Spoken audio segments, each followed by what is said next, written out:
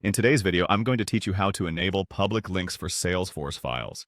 If you're looking to share your Salesforce files easily and effectively, you're in the right place.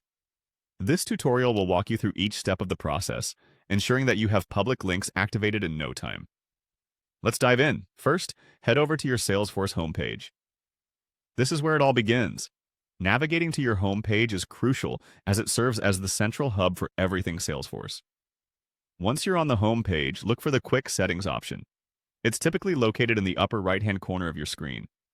Clicking on this will give you access to a variety of settings. After accessing Quick Settings, direct your attention to Open Advanced Setup.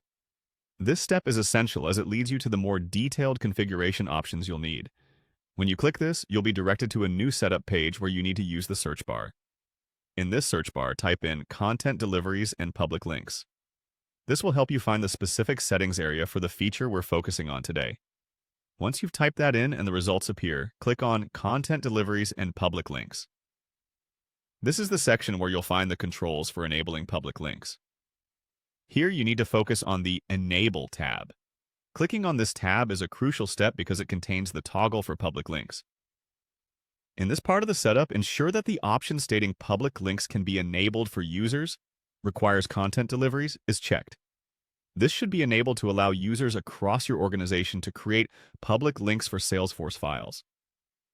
Remember, enabling this feature might require administrative privileges, so make sure you have the necessary permissions or consult with your admin team. Similarly, also ensure that the content deliveries feature can be enabled for users is activated. This feature is critical because it allows users to distribute files effectively, taking full advantage of Salesforce's sharing capabilities.